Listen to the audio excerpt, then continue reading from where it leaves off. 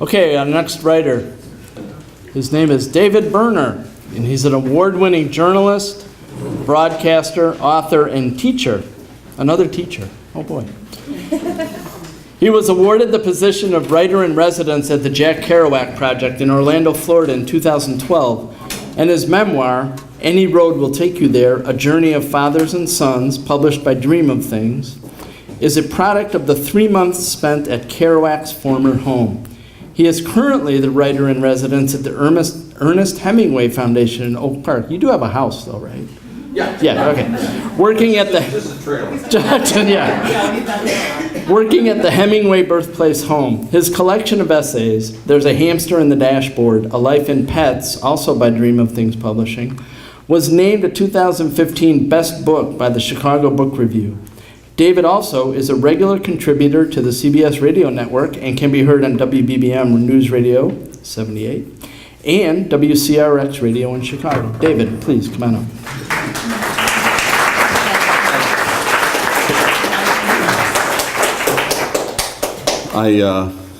I sometimes write song lyrics, but I flunk poetry. So that was great, though. That was great. Made me think. I'm going to read something tonight that's a little different for me. Most of my books and most of the writing I've done has been journalistic or creative nonfiction and memoir. So they're personal stories, stories that connect all of us in some way, have some relevance to our lives in that way. But this summer I have my first book of fiction that is coming out, and like Hemingway, a lot of this fiction that I've written is based on stuff that really did happen, although it is fiction.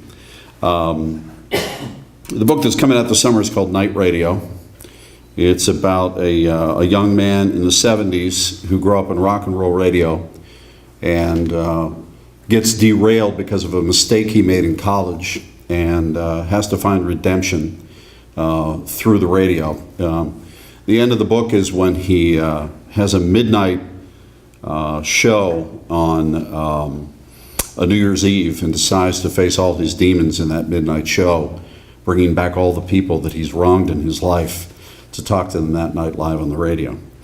But this piece I'm going to read is the first chapter reworked for tonight. It's PG-13, I'd say, BATV. But this is reworked from the chapter, but this is the way the book starts. Jake would have given anything to sound like Ted Lawson. Ted had the voice of a jazz trombone, smooth and robust. Like a well-played instrument, it demanded attention. It was a kind of voice that couldn't be contained, its energy radiating through the radio station's studio glass to the outside halls and adjacent rooms. In 1975, every radio rookie imagined having pipes like Ted Lawson. It was the July before Jake's senior year in college, the summer before he was hired as an intern at WIXZ, a country music station in a small declining steel town just about 50 miles outside of Pittsburgh. Ted, the station's program director, had asked Jake to work an air shift on Saturday mornings and manage the automation system during the week. It wasn't exactly Jake's dream gig. He wanted the job at the big rock and roll station in Pittsburgh, WDVE. But the resume and demo take he sent there went unanswered. Still, a job at WIXZ was a chance to work on the air at a real station, just not the tiny low-watt FM at college. Jake loved radio. When he was in 8th grade, he rested his head on the pillow of his bed each night and held a transistor radio up to his ear, listening to stations in Pittsburgh and the big 50,000 watters in Cleveland and Chicago and even Canada. He wanted to be one of those voices on the air, the intelligent rock and roll aficionado with the encyclopedic knowledge and a sense of humor and a deep, resonating tone. He loved the music, songs with poignant lyrics shining a light on the discord in America, mixed with silly ditties meant for escapism. Two of the biggest songs in 1969 were Sugar, Sugar by the Archies and the Rolling Stones' Give Me Shelter.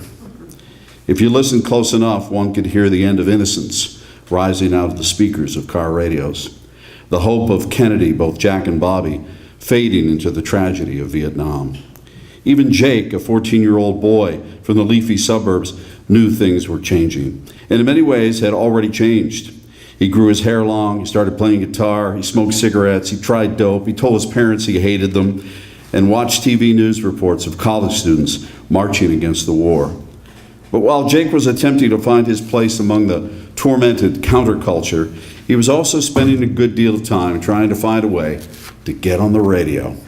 It was his freshman year in college when the chance arrived. The college radio station hired him, and then he landed the internship at WIXZ under Ted Lawson.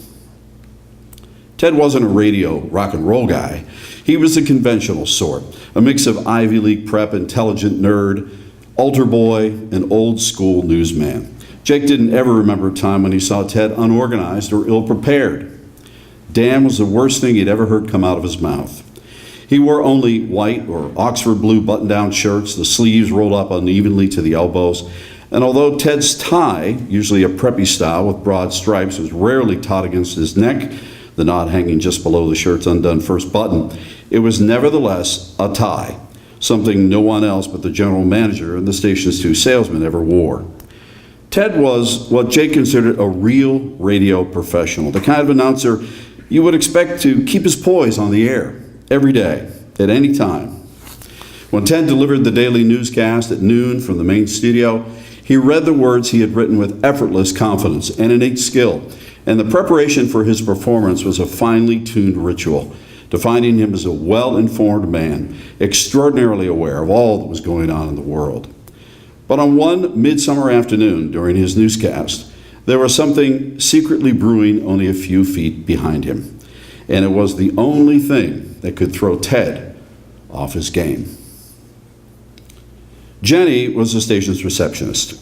She sneakily entered through the heavy door that linked the studio with the offices, and Tony, the woman who scheduled the commercials, slithered in behind her, both bringing with them an infamous reputation for eliciting the most out of red lipstick and tight skirts. As Ted continued on the air, Jenny wiggled her considerable curves next to Ted's left side, put one hand on his back, and with the other began unzipping his pants. She smiled, straining to keep from laughing. Tony, now on her knees, unbuckled Ted's belt. Jake was in the room just on the other side of the studio glass, a cramped space with just enough square footage for a small desk and the Associated Press printer with its incessant clanking. From there, Jake could see Ted's pants hit the floor. The front tail of the dress shirt covered the open slit in the crotch of the blue checkered boxers, but the rear tail was caught up in the elastic band and the shorts puckered around his butt. Jenny spotted Jake through the studio window and placed an index finger to her lips, devilishly gesturing for silence. She winked. Jake winked back, not out of playfulness or confidence, but out of nervousness.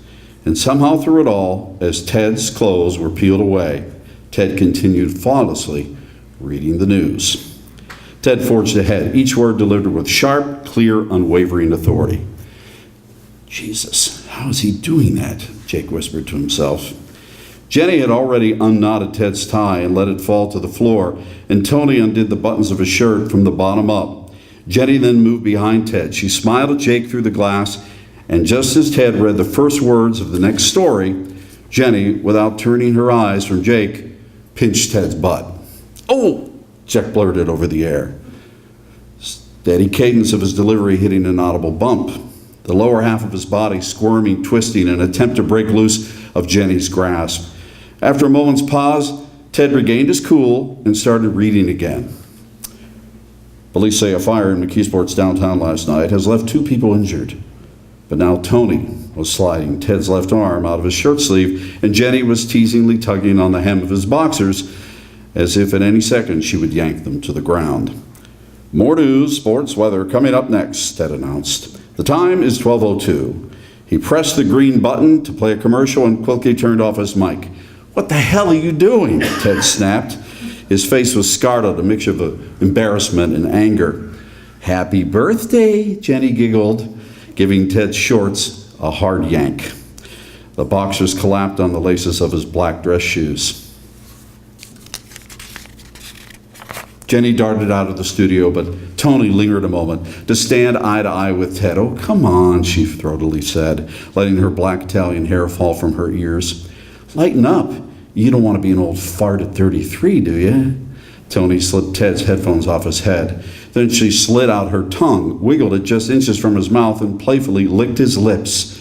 "Don't you look so damn cute," she said, her husky voice dropping one range lower. With eyes still locked on Ted's, Tony reached down and grabbed his crotch.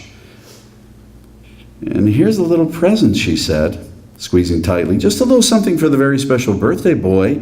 Tony then gave Ted a playful peck on the nose and scurried out of the studio.